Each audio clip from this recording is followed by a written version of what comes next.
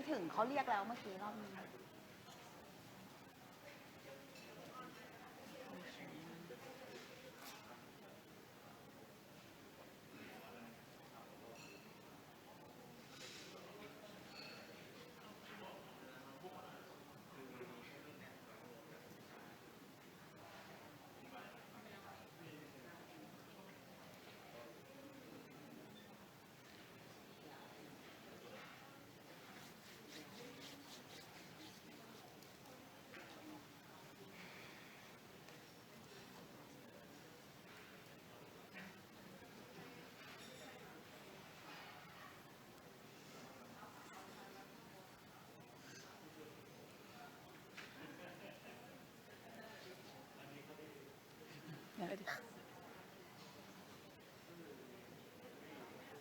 รอท่านพูดก่อนเนาะ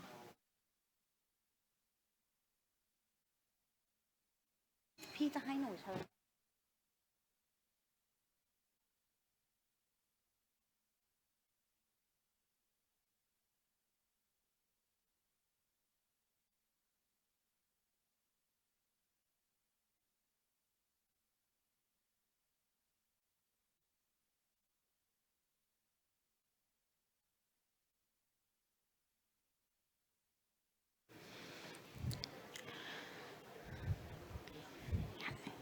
Welcome to session 4, Global Governance of International Trade Challenges and Opportunities for Health. This session will discuss the new global governance of international trade, including influential players, mechanisms, rules, and decision-making processes, and the challenges and opportunities for health. Now, may I invite Dr. Suriwan Thai Prayun, Deputy Director, Global Health Division, Ministry of Public Health, Thailand. Please welcome.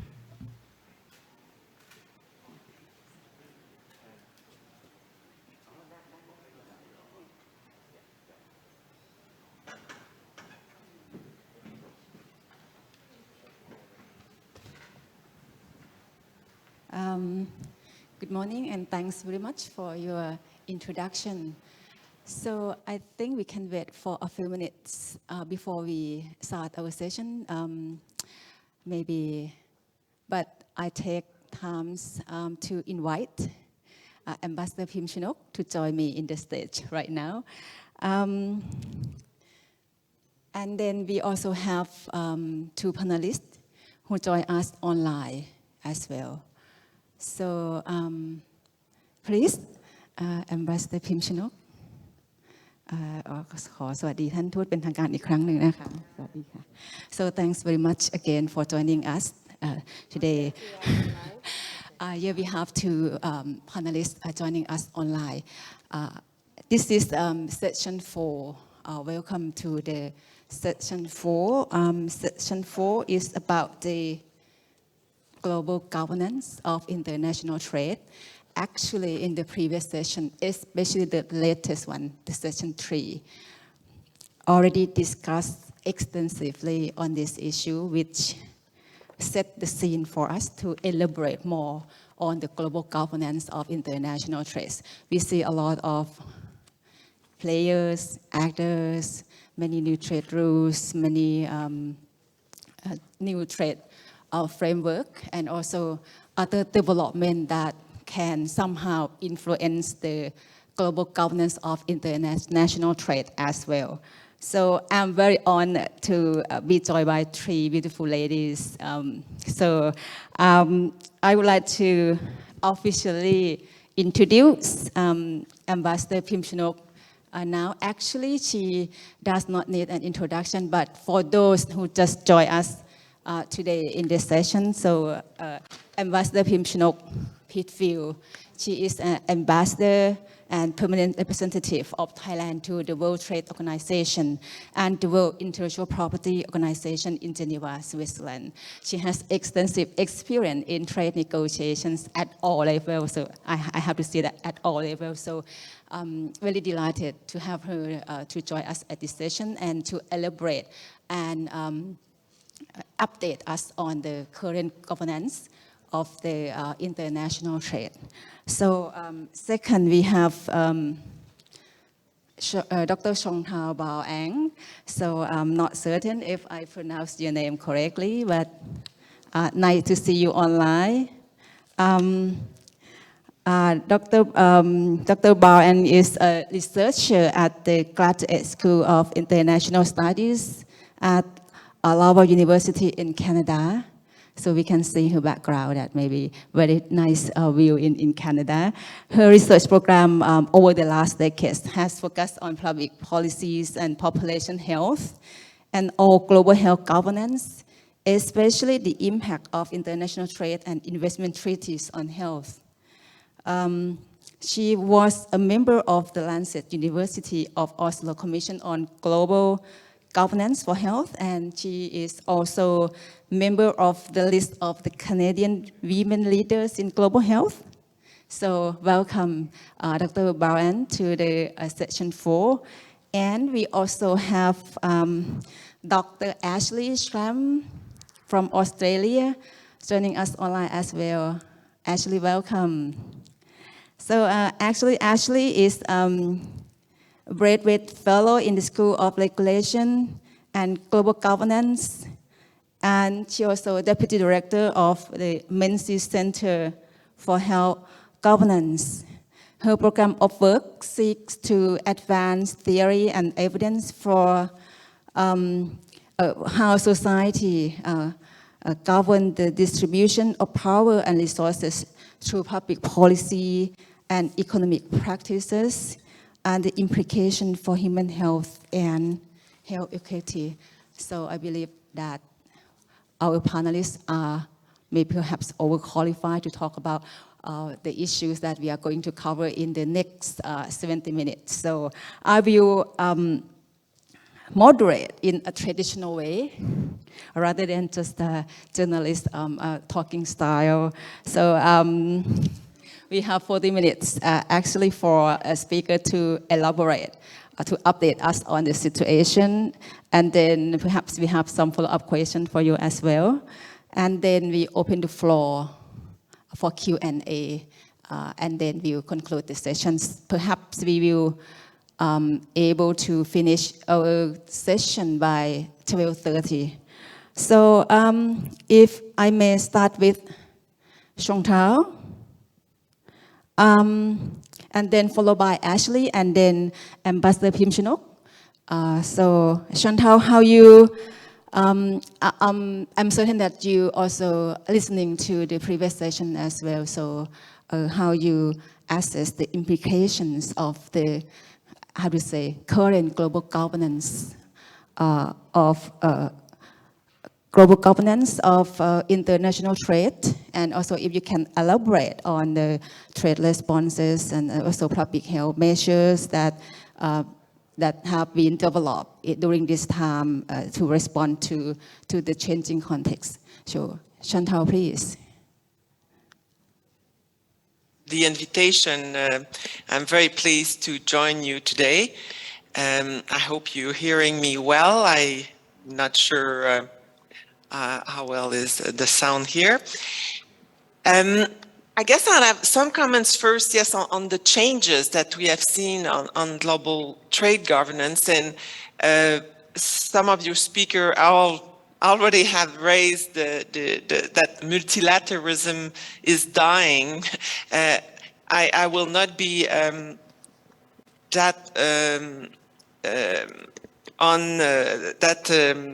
somber, but I think clearly in terms of the WTO and the role that it has played in the last decades, clearly we can see that its role as a rule-making organization where negotiation lead to new trade disciplines.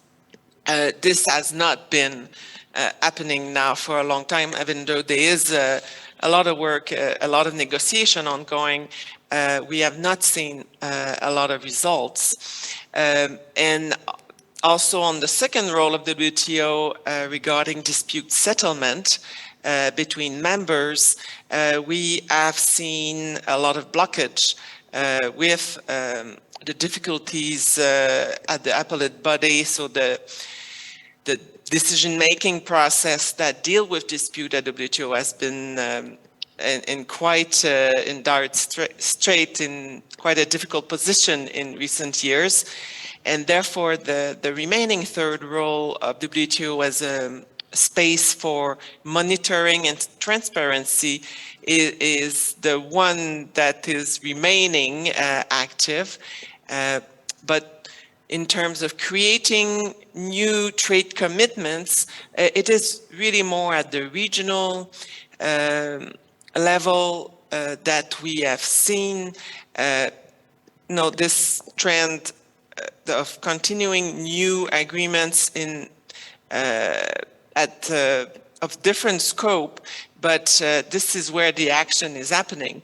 We have seen some trade governance happening within the WTO using plurilateral negotiation in services, for example, but progress on that front has been modest.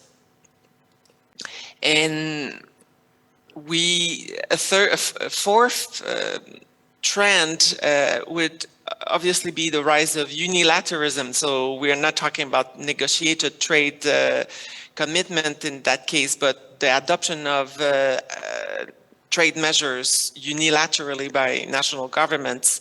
I followed some of your discussion yesterday and some of it today, and of course, the use of such trade measure by the U.S. government has been discussed. Other governments have been using unilateral action, but clearly the one adopted by the U.S. has been impacting a number of its trade partners. And one last trend I would talk on trade governments would be the fact that investment rules increasingly have been separated from trade governance and really focusing more on bilateral investment treaties. If we try to think, what does this mean for people who are interested in understanding and acting on the linkages between trade and health, I would highlight some impact that it has, those trends can have. The first obvious one is that when there's new rules and ongoing negotiation in a multiple number of forums, it means for each national government, it means a lot of work, meaning monitoring those negotiations that its own country is party to, as well as monitoring other regional bilateral trade negotiation, new rulemaking, to see trends and potential new forms of new type of disciplines in trade commitments and what it can mean for their future negotiation. So it means a lot of analysis, whereas if the negotiation would only take place at the WTO, well, there would be one set of rules to understand and to analyze in terms of their health impact, for in terms of the health system. And I see that you have had a lot of discussion on medical goods, vaccine, pharmaceutical in the last 2 days. But I think, and that's my second point in terms of what this new, the changes in trade governance means for health, is also the impact on population health and the social determinants of health. One key challenges for people who want to maximize health gains from trade agreements and trade flows is always to highlight the fact that there's quite a large diversity of impact on social determinants of health, whether we're thinking about food security, healthy diet, obviously inequality and poverty. The list is quite long, and that is another very sometimes less studied aspect or less understood aspect of the linkages between trade and health.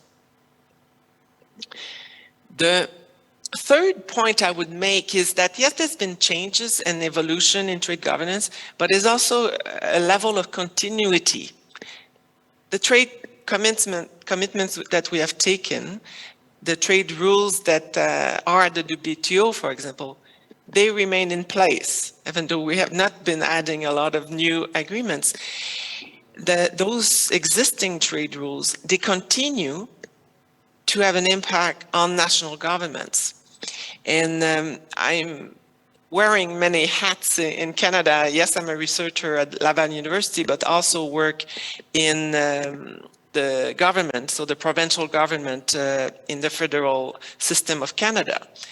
And in that role, I've seen some of we used to call, and we still call sometimes, issue of regulatory chill, meaning how do national officials sometimes understand the trade rules can have an impact of the type of health promoting public policies that they wish or they think they can adopt or not. And I'll give you an anecdote or a story on one policy, which is on alcohol. We had been in public health considering the adoption of minimum price on alcohol, which is a recommended WHO policy to reduce the burden of alcohol consumption on health. And in those discussions, economic ministries have been raising the fact that this would not be possible, this type of minimum price policy, because of our trade commitments. Therefore, I start working on a project with legal scholars here in Canada to analyze this further with a real solid and legal analysis of this. And as it is in most cases, in most health promoting public policy that us in public health want to adopt, the issue is not whether or not trade commitments are a barrier to it, but rather does it have an impact on what are the modality of the policy we should put in place in order to make it WTO compliant. So this is a third point I wanted to make about not so much the change in the trade governance, but the continuity, the things that are still with us and will remain with us because, well, as long as we don't exit those trade agreements, the disciplines remain in place. And the issue of regulatory chill, so this idea of policy space and how public health officials use it in order to promote health remains an important issue to track. I've not tracked my time very well, so I hope Dr. Suet will stop me if I'm going over time, because I wanted to highlight a couple of points. Chaham, as an organizer, are giving me some duties in terms of speakers, and she wanted us to highlight some recommendation on capacity building related to trade and health.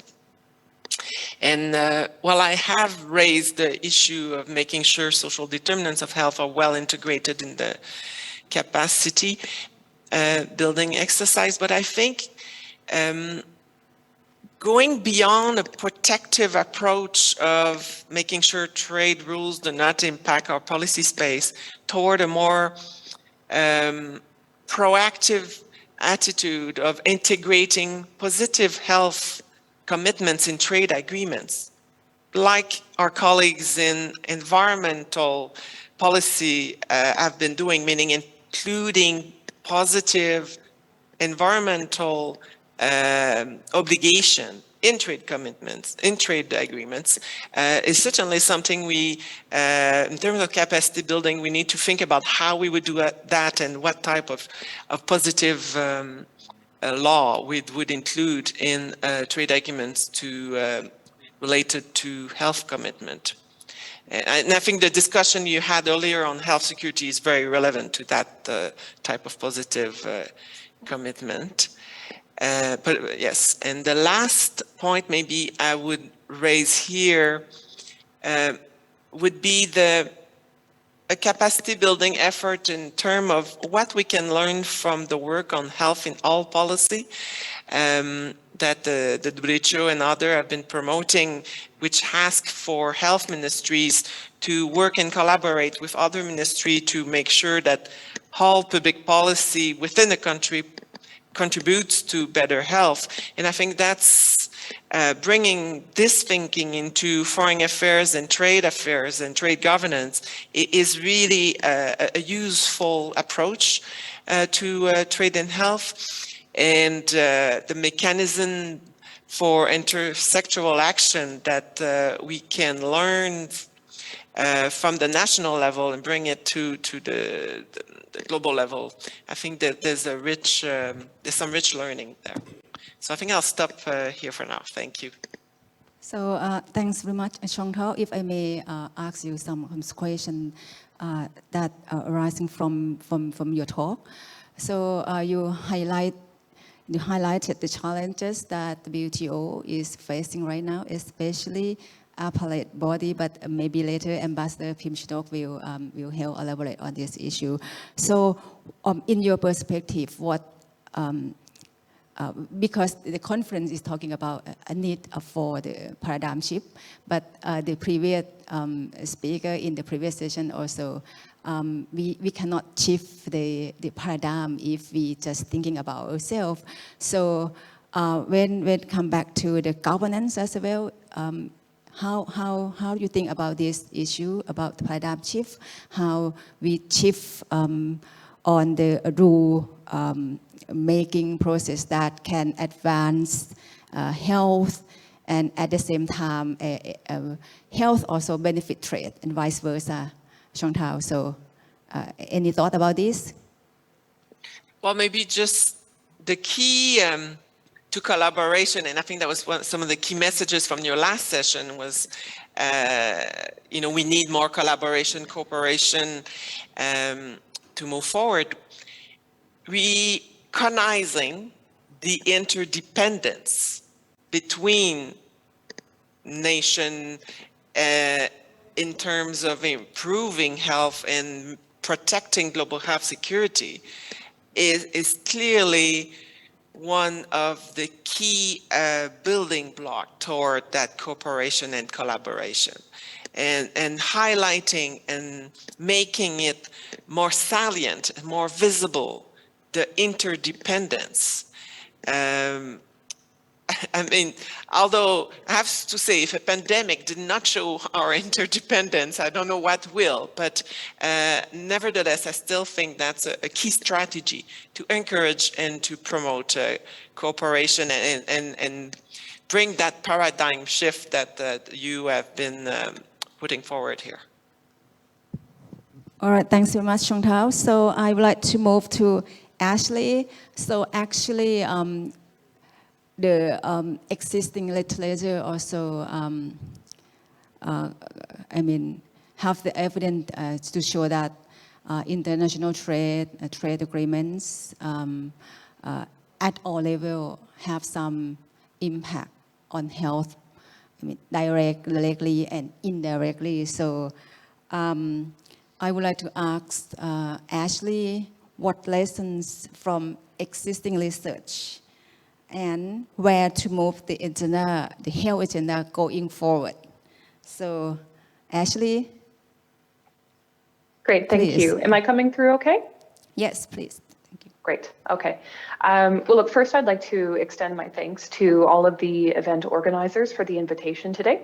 Thailand is always a country I bring out as sort of my gold standard for what collaboration between trade and health actors could look like, as well as national commitment to mechanisms that actually address these really significant interactions. So it's a privilege to be able to join today, and a congratulations to all of my Thai colleagues on really continuing to be global leaders in this space.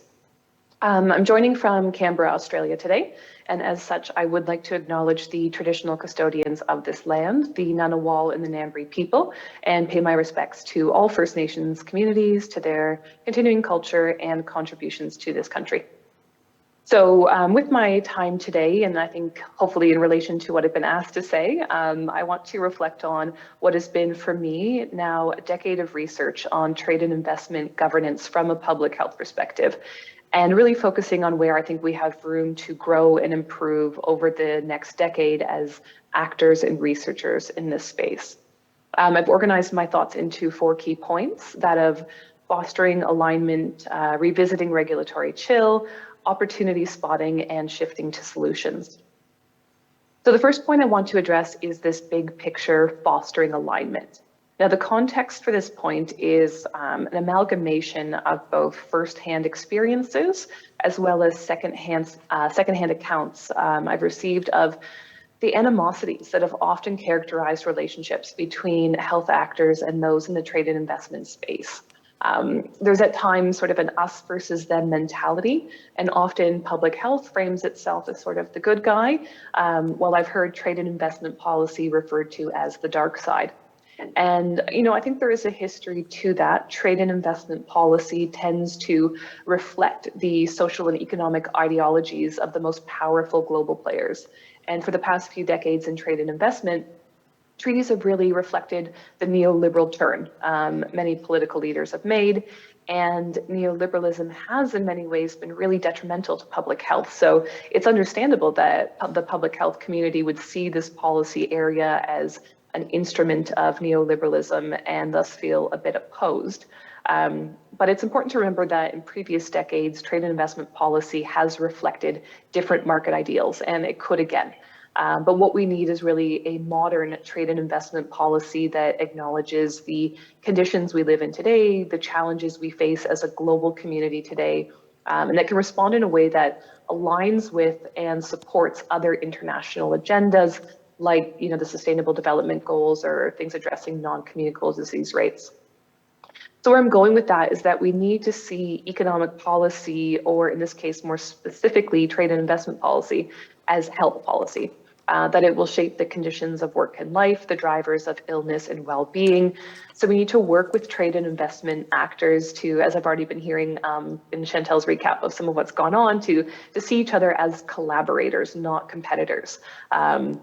Which means taking, I think, more time to talk about shared goals, shared visions, and how we move towards that together, and holding on to animosities or any sense of implicit morality or a lack thereof in a policy domain is not going to help that. And again, I think Thailand here can be a really great example of this for other nations. The second point I want to discuss is revisiting our discourse around regulatory chill. I think at first, one of the goals of the public health community working in trade and investment was to raise awareness of the connections that trade and investment policy could shift our business environments and policy environments in ways that have important implications for public health. Key one here was drawing attention to interference in policy, informally as well as more formally through dispute settlement, and calling attention to some very concerning and at times, frankly, outrageous allowances being made for corporations through these treaties. And I'm very proud to say that, I think in many ways we've achieved that, getting it onto agendas. The investment treaty system and investor state dispute settlement system, for example, are undergoing massive reform right now. And I would say that is in no small part due to the actions of public health communities around the world.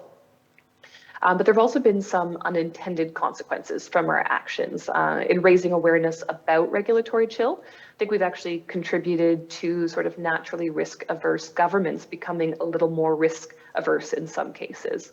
And so I guess in some ways we've actually become one of the vectors of regulatory chill ourselves. And my experiences over the years have shown me that we have some misunderstandings to correct, that trade and investment policy will not prevent good public policy. And I think this is partially what Chantel was alluding to as well. We just need to be aware of how to comply. And as noted, there's also that action around where we need to reform provisions or put in new health protections, which is happening.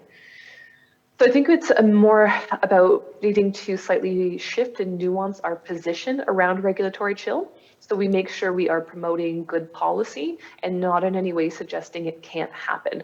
And to do this, I think in our respective policy domains, we could expend more effort highlighting innovative policies, if it's that, minimum pricing in alcohol. So highlighting those policies from around the globe and showing why they are trade compliant from a policy perspective, and working with colleagues in law to highlight precedent from WTO or ISDS decisions that would support these policies, to have a more active conversation about here's what you can do and how to make it trade compliant without in any way actually compromising the effectiveness of the policy. I like is where rules of trade investment policy have ultimately produced better health policy, or how in actually complying with provisions we can make better policy. And hopefully myself and some colleagues will actually have some work coming out on this with the WHO later this year. My third point is about opportunity spotting. There's so much happening in trade and investment, and I would quickly flag that activity around e-commerce and personal data. I think that's really an important space to watch. It's not personally my area, but I do hope that some people in public health are specializing around this. But between all of the new content, the agreements, the chapters, we can probably only ever personally keep an eye on a fraction of that. So we can use our networks and our collaborations to watch out for and discuss opportunities, some of which have already come up today around, say, some of the medicines and equipment and things like that. But I might just draw one example, which is in the EU-New Zealand trade agreement, which was signed in June of last year. They introduced something called a Sustainable Food Systems chapter, which is, to the best of my knowledge, the first of its kind. It is under consideration as well in ongoing negotiations between the EU and Australia. The aim of this chapter is to establish close cooperation to jointly engage in the transition towards sustainable food systems. And the avenue via which it's going to do this is establishing a committee on sustainable food systems between the two parties. Cooperation in this chapter is conceived of as the exchange of information, expertise, and experiences, as well as cooperation in research and innovation. And one of the topics for cooperation that's specifically been noted is healthy, sustainable, and nutritious diets. So is this revolutionary? Probably not. But in a policy domain that has for decades limited discussions around the healthiness of food to food safety, this is in some ways sort of wearing my optimist hat. It is a bit of an ideological shift. It's potentially created space where there wasn't any before. Now, ultimately, the impact of this will be decided by this committee, things like who sits on it, what it actually ends up seeking to do, but it could be meaningful. And I think in some countries, this would possibly be the first government committee ever tasked with such a sort of a holistic mandate around food systems, to cooperate on healthy, sustainable, and nutritious diets. So I think there is something in there that we can build from. I will obviously say, of course, we would be right to continue questioning the strengths and limitations of pursuing agendas such as this through trade and investment policy forums. But this, again, I think reflects that bigger paradigm shift for how public health engages with trade and investment, not just as something to be protected from or against, but somewhere we might actively seek out our policy goals. I think there are other important examples of this happening. The investment treaty reform space is a great one. Countries are not just conferring rights onto foreign investors through these treaties, but actually putting obligations on them and their conduct for the first time. None of this might be major right away. They may not even be enforceable at first, but I think this is how the policy space develops. Innovation slowly creeps in, it spreads, it strengthens. Historically, this has been the case for how we've seen greater corporate protections develop, but we can now actually see this happening for public interest protections as well. And I think that's a significant change for the next decade. My final point is what I'm referring to as shifting to solutions. Now, with colleagues, I've spent a lot of time analyzing submissions to various governments during the negotiations of a number of different trade treaties, which come from all different types of actors. And the one thing that's become very clear to me is that submissions from public health and other public interest actors, though very informed, are often not as useful to trade negotiators as they could be. When a government sets out to do a trade deal, they're very unlikely to actually be swayed against it or to drop it due to public submissions. So even though it's completely valid to make a submission highlighting concerns for public health from different parts of the treaties, that's usually where public health submissions end in just kind of raising concerns. But we have to ask ourselves, what is a negotiator really going to do with that? And I'm sure some of my colleagues here will have insights into that.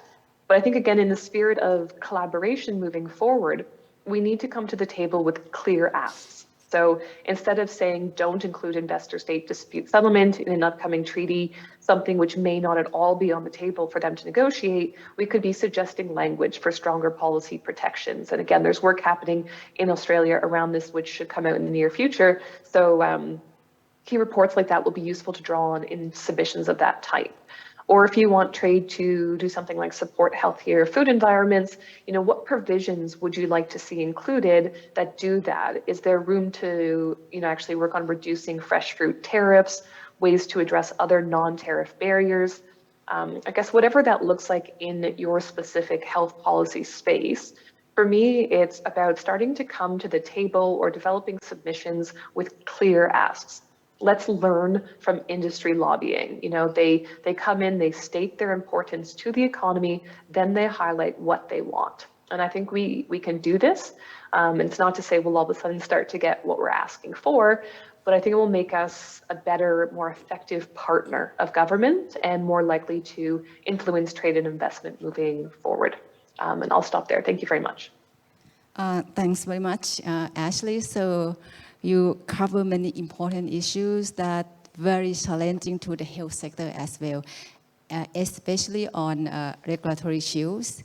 And on your last point, you're talking about shifting to solution. There are many actors, many players, and we need to have the concrete evidence to participate, to pursue our interest. I think this is very, very a solid point, and then could be elaborated later by Ambassador Pim Chinok later on. But I have some follow-up question from your talk. For the health sector,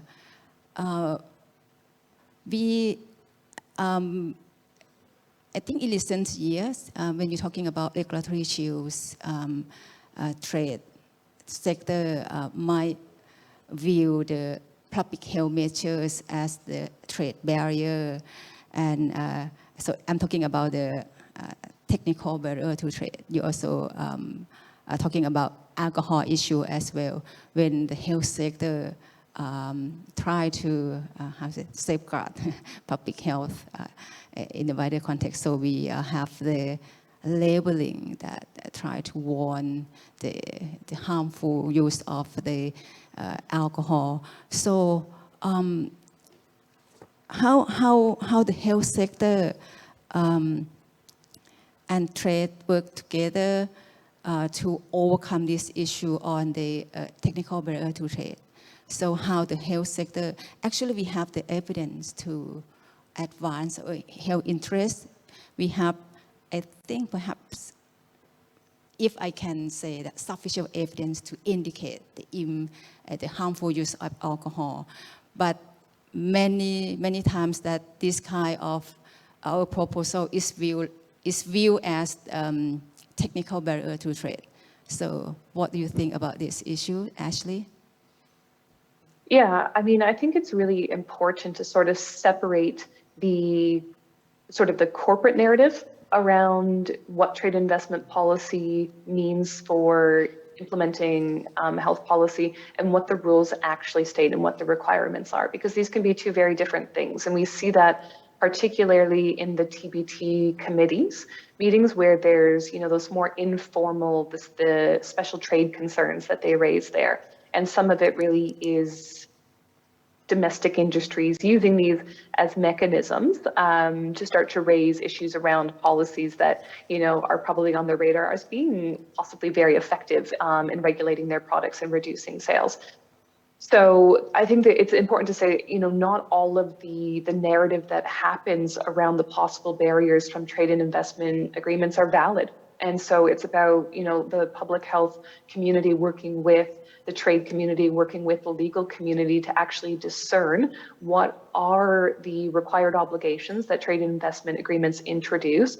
How do we make sure we account for that, both in the substantive work that we're doing, because, we're I think quite excellent at evidence, so we've usually got that in place. It's just a matter of saying, like, how do we frame some of the way our evidence is, and some of the way we're used to framing evidence in the public health world is different to how you would strategically do it in the trade and investment space. I find one of this easy sort of mechanisms is talking about the causal chain. And actually, you want to make sure there's not too many intervening variables between the policy measure that you're putting forward and what it's meant to target. So if we introduce a measure and we say, well, this is to improve healthy diets, actually, it's much better to talk more upstream and say, this measure is designed to change the cost of food, right? So there's less space between that. There's less other policies that exist. So I think a lot of really good work has been done over the years by many colleagues around the globe, looking at policy challenges that happen, how we can mitigate them. So I think we've got a lot of that happening, and it's about sharing that knowledge and doing that capacity building, as well as working with people across sectors to say, okay, what is it that this requires for us to do? And, I really think after looking into this stuff for a while, there really is nothing in there that's stopping us from doing good policy. Some of it is just that sort of corporate influence that can happen around this and kind of using trade in that way. So I think we're quite well set up. There's a lot of protections, and we just need to have those conversations to make sure that's the clear message going to public health policymakers.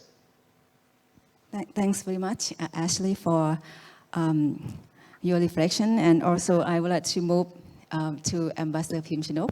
She's here with us on site.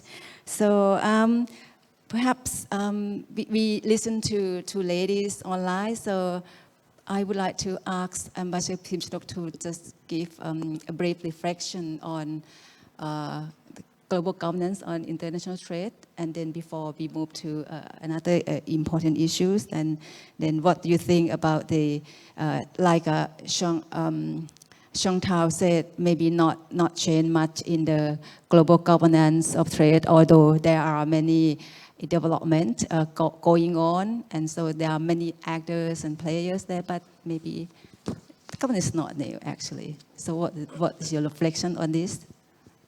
Yes, okay. I think we are close to lunch, and of course, we always say in Geneva that it's not good to be the person who's standing between you and lunch, but I hope that I will make the wait worthwhile. I think for me, before I address the issue of governance, actually I was prepared to speak something else, but I haven't heard from since in the morning and just now. I think I want to recap quickly what the WTO is doing and is planning to do in terms of international trade regime and negotiations, so we can have a clearer picture of the path ahead. I think the important thing that I have to first raise is that last year the WTO had a rather successful ministerial conference for the first time in many years, because we were able to conclude the fishery subsidies agreement, which is the first ever international trade agreement that is relevant to sustainability.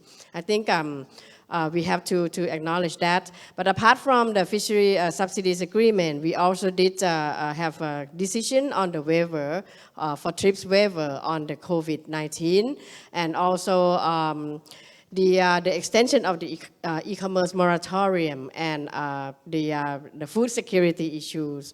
So these were done last year. I don't have time to go into detail, but I want to continue what we are planning to do from now on. We are now setting we are starting to discuss about what to do before the next ministerial conference, or MC13, which will be held in the United Arab Emirates I think on the 26th of February 2024. So we have about 1 year plus to discuss what to do next for the WTO. And I think it is emerging quite clearly now that there would be both the homework from MC12 as well as the new issues that will have to be raised in the future on the international trade negotiations. Of course, we have to conclude the work continuation of some negotiation that's been going on, particularly on agriculture and fishery subsidy, which have remaining points. But for the future, I think right now, WTO will focus on 4 main, I call them baskets, but somebody may call it a package or whatever. The first group of issues, and this is very much in the interest of developed countries, is what we call the WTO reform issues. This includes a very variety of topics, but first and foremost is the revision of the dispute settlement mechanism at the WTO, because this is very important for many developed as well as developing countries. The WTO function now is not doing well because we could not go on with the dispute. And as you know that from the trade war between US and China, China had now successfully brought a case to the WTO, and the initial decision by the panel was that the measures that the US undertook was not complying with the WTO rules, but the US the next day have said clearly that we would not follow the WTO rules. We don't want the WTO panels to judge what we can or we cannot do. You know, that's the usual rhetoric. So this is a very important issue for many. But WTO reform will also include things like how to revise some existing agreement and procedures at the WTO reform, decision making, you know, some trade facilitation, for example, is it good, can it be quickened? And also, I think another issue which is also in response to the change in geopolitics is a call for revision of subsidies agreement, or at least clarification. You know, this is going to be the most important trade negotiation in the next few years. You can believe me on that. You will hear a lot of debate on subsidies, and not only you know, in many areas, I'm sure, including in healthcare sector, that will be impacted. And the next issue in the basket of the WTO reform is also very important, because this contains possible new rules for the future. First and foremost among them will be trade and climate change. This is probably even developing countries who used to have very strong position in many things, they also recognize that there's a need to talk about trade and climate change now because of CBAM measures of the EU, for example. You know, South Africa ambassador, who I have a pleasure to sit next to him last week at Davos ministerial meeting on WTO, he told me very clearly that we need to talk about it openly now, because otherwise, if we leave it open, then environment and climate change, which are important to all countries, will become another area where it will be used as unfair trade protectionism. You know, so we have to talk about it. So this is what we are going to talk about at the WTO. But I also want to, I think Chantal or maybe Ashley mentioned about the plurilateral, and this may address the question whether the multilateralism is dead or is it dying already. I think, you know, when it's not because I'm the ambassador to WTO that I think a multilateral have to continue, but it is because I think that we are in the age where the problems that we are facing now is very multilateral in nature. You know, when you talk about pandemic and the future pandemic, you talk about climate change, you talk about food insecurity, you will see that these problems are too big to be solved by bilateral meetings. And therefore, of course, I also was a FTA negotiator, and I recognize that a lot of market access negotiation will continue at the FTA level. Market access will probably not continue much at the WTO, I can tell you that for sure. But WTO rule making will continue, and from now on, it will be even more important that the multilateral rule setting is being discussed at the WTO, simply because of the nature of the problems that we are facing, that we cannot solve the problem bilaterally. And but there are some issues which may not be ripened, may not be ripe enough for a multilateral discussion. So WTO has a smaller group discussion we call JSI, or it stands for the Joint I forgot the S always, the initiative. In essence, in practice, it is a plurilateral discussion on like-minded countries. And first and foremost among these, which is making good progress, is the e-commerce negotiation at the WTO, which is taking place in about 87 countries. We have concluded several issues, but then there are several issues that will continue. And hopefully it will be one of the issues that MC13 will accept as a result. Now I know that there are countries who are not happy with the plurilateral negotiations at the WTO, but in my view, if you are not letting WTO has the flexibility to discuss certain things that are important in our global economy, then you are making the organization irrelevant for its time. We have to update and continue on the agenda of the trading rules, and the plurilateral is open to all. If you don't like it, or you're not ready, you don't have to join. Thailand is not joining one of the JSI, which I don't really agree, I don't understand, but well, that's the position of my country. I respect that, of course. But I think as a matter of negotiations, we have to keep this flexibility open. I think what I want to do also is, actually I was planning to comment on the negotiation, which is I think the key for the health sector in the WTO, which is the TRIP waiver extension, but no time to go into detail on that. Yeah, so I will wrap up. What? No. No, actually, Ambassador already covered many important issues and also update us on the ongoing deliberation at the WTO, and also how the WTO can solve the very complex and biggest issue. And she also reaffirmed that about the multilateralism. So no need for concluding for me yet. I want to, because this is the last time I speak, I want to wrap up by saying, so what should Thailand do for the health sector, in trading rules? I will go it quickly. I think I will not go on the first of my list, which is alliance building. I think I leave that at the last. But I think first of all, the Thai healthcare sector must continue improving and building on the soft infrastructure development.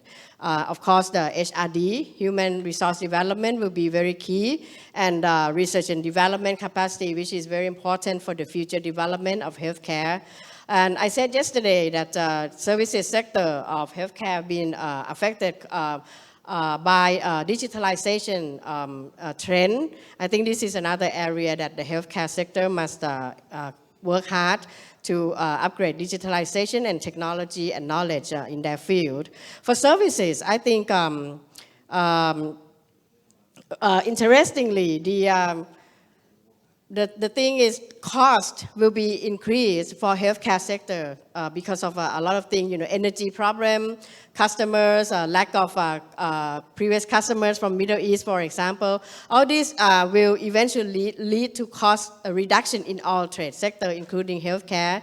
And in healthcare, the robotics and AI and the kind of other new modern technology will be very essential. If you want to deliver telemedicine effectively in the future, you have to have all these tools. So I think cost reduction in terms of technology adoption will be very, very key. And the last issue I want to talk about is that, of course, the negotiation upskills plus alliance building. So now we come to the answer to the paradigm shift that is taking place in the global economy and what it means for the healthcare sector. I think the healthcare sector must, we have heard already how the conflicts around with the major economies are having effects on other countries. But for healthcare, we have to really analyze first, where are our strengths? Even the SWOT analysis may seem to be old and too outdated, but I still think you have to do it. For example, in healthcare services, your customers are from the Middle East. The Middle East are emerging important players at the WTO and everywhere. They are hosting many important things. The Middle East countries are trying to make a big difference for their own country on the world stage. And this is, so what do Thailand want to do with our customers in this area, in terms of suppliers and all other technology suppliers.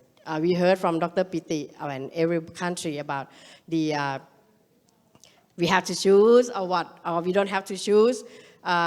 Chinese technology, US technology. I think this is something that we have to analyze too. And so where are the beneficiaries of, not the beneficiary, but benefits of Thai healthcare sector, and what role do we want to play? Do we want to become a hub of healthcare service, healthcare goods and medicine production, a hub for vaccine and other essential goods for the future, in case there's more pandemic in the future.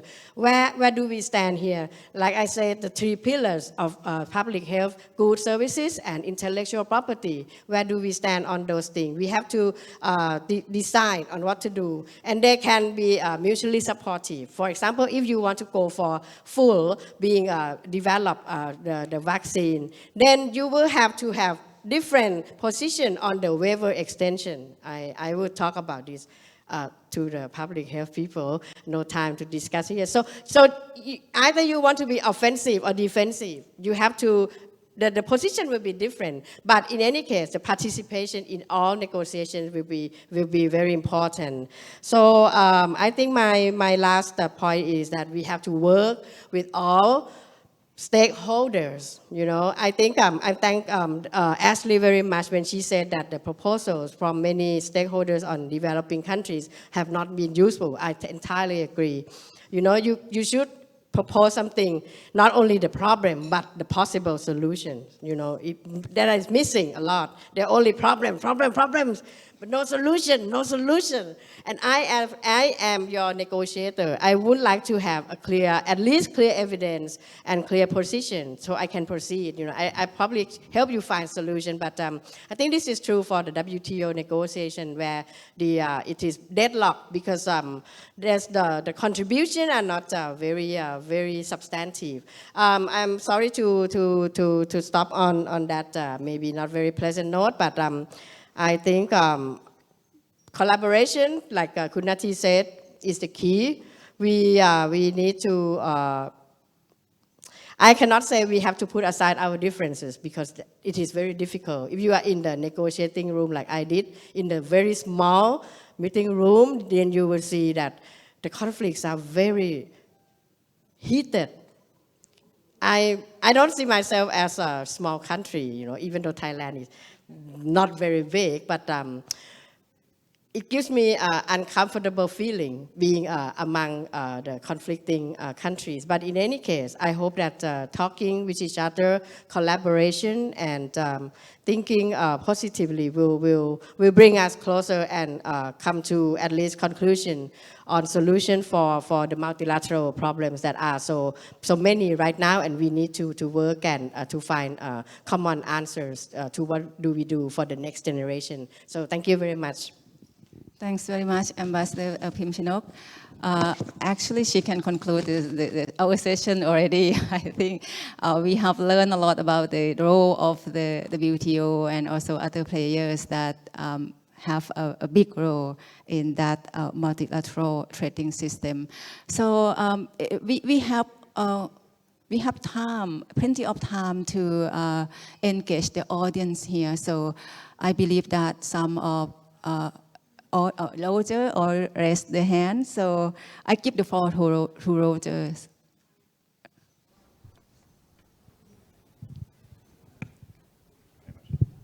Well, thank you. And thank you to the ambassador for this excellent overview of the things which are happening or not happening at the WTO. I just wanted to add one point to this. What I perceive as a challenge is really the willingness to engage in discussions on topical issues. And I'm not saying on all, but I wanted to give you one concrete example. Every country in the world faces problems with illicit trade in medical products. The WTO has a sort of rule book which is well placed to address this problem. And this is not only about IP, because usually when you talk about IP, it gets to just enforcing private rights. This is also about technical barriers to trade with conformity assessment procedures. This is about trade facilitation, which can help to sort of fight this illicit trade. And we've published, for example, last year a report which precisely sort of points out this need to pull together these different disciplines in order for sort of national authorities to effectively handle this problem. There's no take-up. There's no willingness so far to engage in a discussion. And in contacts with WHO colleagues who deal with substandard and falsified medicines, there's a very clear message addressed to us. We have a big problem with small consignments. Medicines sent in small parcels to individuals across borders. This is not something WHO can handle. It's a trade issue. We have negotiations about e-commerce. Where is the issue that sort of addresses illicit trade in medical products? Nowhere. So I'm just giving this as one example where I think what would really help to make the WTO again sort of an organization which can proactively contribute to the problems which are out there. We need the engagement of all members, and that I think is sometimes the missing element. Thank you. Thanks very much, Roger. And right, there's not only IP issues that very important, but also other issues like a technical barrier to trade as well. So any contribution from the floor? Kun Chalamsak, please. Thank you. My name is Chalamsak Kittakun from Thai Network of People Living HIV and AIDS. I had a question to Ashley, as she mentioned about the sustainability and cooperation chapter in the FTA. I would like to ask it how to make use of this chapter to be applicable or even transition into the meaningful action. Because I think this kind of chapter is quite a soft chapter because it's just asking for the cooperation. And it's quite different from the other chapter that have the legal binding. So it has a contradiction to each other, right? As you mentioned about the promotion of the R&D cooperation. But I had a question as well to how to do so. In the case that we have seen lots of the demanding in the FDA negotiation, asking for more stringent rules on the IP, patent, trade secret, or whatever. So how are we going to encourage to have the cooperation in terms of R&D? Yes, maybe we can do the R&D for the pharmaceutical products, but at the end of the day, you cannot sell it, you cannot market it, because they have the patent protection, trade secret protection, something like that. So how can we make use of this kind of, the cooperation, chapter in the FTA? Thank you. Ashley, the question is about the cooperation. Can you hear us? makes something like the Sustainable Food Systems chapter meaningful when, I completely agree, it's soft right now. And the one thing I would flag for that is that other chapters start soft too. Usually something novel and new like this, when it comes into a trade and investment agreement, is going to be a little bit more voluntary to start. I mean, it's the same thing we've seen with, say, regulatory cooperation chapters and things that often public health has been quite concerned about. They come in this softer way, then they kind of get naturalized into the system, and possibly, one day you're not looking at it and all of a sudden it becomes something that actually has enforcement. So I think there is just having it in there could indicate a nice journey going forward. And of course, it's not something that other countries can look at as a first type of model. What did the EU and New Zealand set up? And so as Australia is negotiating with the EU now, they're also having a look at this chapter. What can we do as well, to keep evolving it and putting in place things that might make it more meaningful? But like I alluded to, I think that really it comes down to the work of the committees. And how do we get ourselves on those committees to shape the agenda there and to shape what action's happening and what cooperation looks like around what topics. So I think it's really in the execution of this that we can see, will we be able to actually make a meaningful shift around what countries are doing towards sustainable food systems. In terms of the cooperation on R&D, I think that's, to be honest, a little bit outside my area. I'm not sure, I might defer to colleagues here if anyone wants to speak to that point. But I think for me, it'd be more looking, if you're in sustainable food systems, you might, have some cooperations around looking at some of the technology that can be done in that space. But I am by no means an IP person. So I think I would leave my answer to, we've got to watch what the committees are doing. They have to be established and working within the first year after signing the agreement. So in the New Zealand agreement, we're still going to wait for that, and actually just following and staying on top of them about what are they doing, who's sitting on them, and how do we shape that. Yeah. If I may jump in on this particular issue too, we still have 26 minutes. On the FTA negotiations with regard to the healthcare sector, I was talking about our need to upgrade our soft infrastructure development and alliance building. But I think the ongoing negotiations of Thailand with EFTA, and we are attempting to restart with the EU again. This is crucial time for the healthcare sector because, like yesterday, I already informed the meeting that the major players in the healthcare sectors, both in goods, services, and intellectual property, are the European countries and Switzerland. They are among. We are probably not going to be engaged in. With the US, apart from IPEF, the Indo-Pacific. But right now at this juncture, Thailand is engaging in the key major players in the terms of healthcare sector. So I think that it is very imperative that you have to be active and not only engage on market access, but on the regulatory setting and also cooperation that the gentleman has raised. This is a time when our country should come up with, how the EU and Switzerland can help us in terms of regulatory upgrade and also helping on HRD, transfer of technology, or other things that will contribute to our national economic development. That is my 2 cents of thoughts now. This is very important. So like the moderator has just said that there are many barriers to trade in healthcare, not only this. So I think you also need to discuss about regulatory coherence, or at least some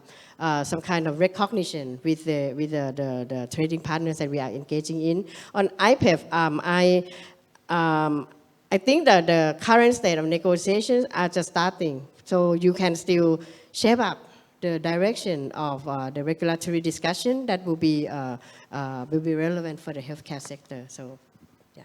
So thanks very much, Ambassador. So I think Libu would like to say something. Thank you. I just heard you have another 15, 17 minutes. Yeah, we have I'm not 15 going to minutes take it to all. go. No, I just thought, because people were talking about what sort of new mechanisms for cooperation, and just wanted to bring up to everyone's attention an initiative that just started very recently. I mentioned it very, very briefly yesterday. It's coined Universal Health and Preparedness Review. And I doubt anyone have heard about it. Thailand happens to be one of the 4 countries that piloted this last year among other countries from around the world in different socioeconomic brackets. So the others are Iraq, Central African Republic, Portugal, and Thailand. So what that mechanism is trying to do, and I'll bring it how it's relevant to international trade and health, is to have a peer review between countries around the world to look at how they're doing in terms of both universal health preparedness and preparedness for public health threats. And for people who know about UPR, the Universal Human Rights Review, it's something similar. It's modeled to some extent after that, and it's also trying to preempt the treaty, the so-called treaty on pandemics, and it's set up to monitor that treaty. And if that treaty will include the international trade and health aspects that we mentioned yesterday, then this interesting, elegant mechanism, hopefully that it will be mandatory, it will provide this platform for one country to say, this is how I'm doing, and also to open itself to other countries to say, well, I think you can do better here, or this is not exactly right. And it could be an interesting, important platform and dialogue for countries. And I heard today plurilateral systems, and a group of my friends are also working on another concept. They call it polylateralism. Because I mean, there's also the private sector that is growing. They want a seat at the table. Sometimes their market share is equivalent to a whole group of countries together. So how to find a space appropriate for those two is also interesting. So yeah, thank you. So thanks very much, Review talking about the Universal Health Preparedness Review, which is developed by the WHO that review is kind of mechanism, global mechanism, is in a piloting stage, I believe. So perhaps we can utilize that kind of model for the trade and health cooperation in the near future. So I see some raised hand, I think. Oh, you change your mind, perhaps.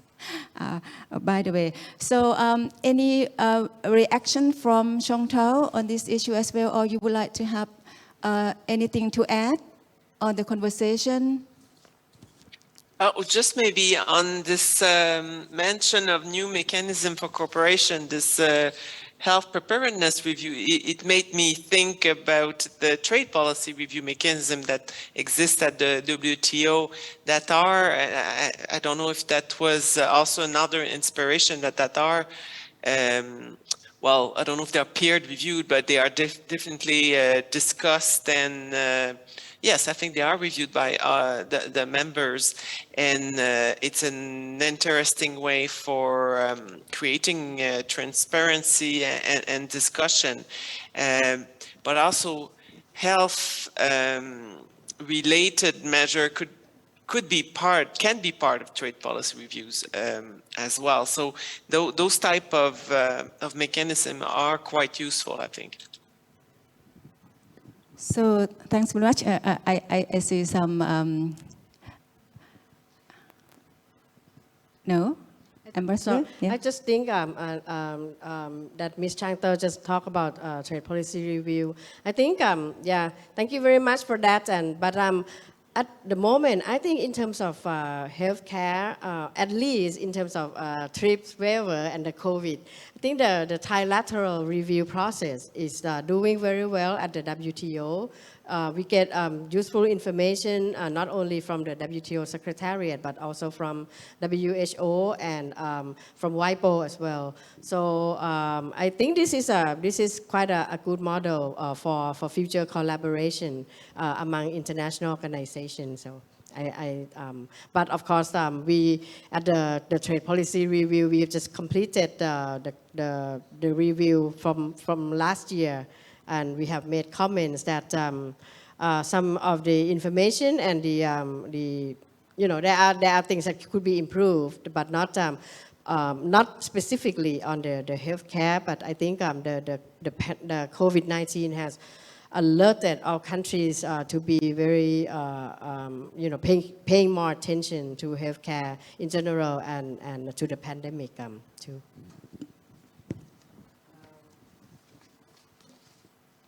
If I may have, I still have about 9 minutes. Just one thing to add on the emerging issues which may affect trade rules in the future. Of course, we heard that there are disputes going on, and yesterday I already talked about security concern that would spill over into the strategic industries measures.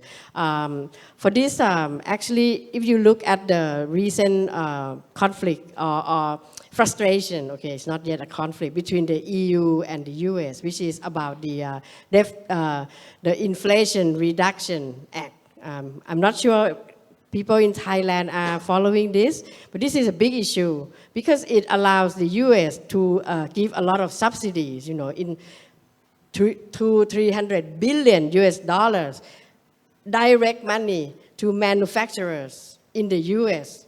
And they have several main objectives. One is to comply with the climate change issues, so they are giving car companies direct money to buy cars made in the US, at least with local content in the US. But the other component is about healthcare, to ensure that the American people have cheaper medicine and cheaper access to healthcare in general. So these are the two areas that are forming in the U.S. mind of being strategic sectors. So maybe we would not be affected because unlike the car manufacturers, but I think this will lead to unhappiness between countries. And when the major countries are not happy with each other, they may try to come up with new rules, and we will have been indirectly affected. So I will continue to alert the Ministry of Public Health in this area if there are the spillover from the security concern of many countries, not only in subsidies but also in other areas, because I think we have to be mindful about this development in the global picture. Thank you.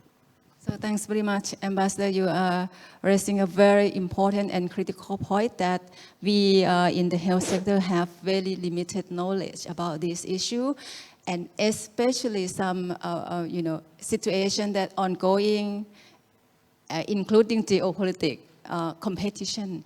So we know very, very little about this, and we also know, how trade rules affect health.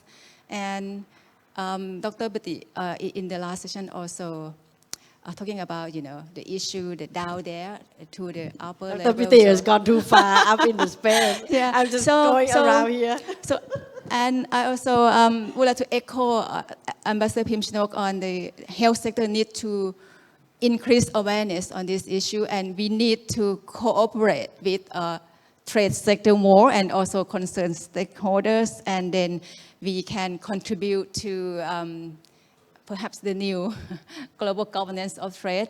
So, and then this session already covered many issues that we have got the, the assignment. So we discussed extensively on the factors and that shape the global governance of international trade, and also the emerging issue that will be very critical in the coming years on trade and climate change, and also some innovations, some cyberspace, many more. So I learned a lot from this session. So, and there are both, of course, challenges, not only challenges, but multiple challenges for the health sector. And at the same time, we can have, can seek opportunity for this phenomenon as well. So, but we need to build up our capacity. So this will be discussed extensively in the next section. So how the health and trade sector can join hand in building up capacity together at all levels, especially Thailand. Ambassador Pim Chinok well articulate on this issue that we need to know where we are standing for, and how we can participate in the ongoing process to ensure that the new trade rule can benefit health. So this will conclude the session. Thanks very much, panelists, Chong Tao, Ashley, and Ambassador Pim Chinok. Thanks very much for your contribution to this session, and also your insightful assessment on the global governance of international trade. So thanks very much.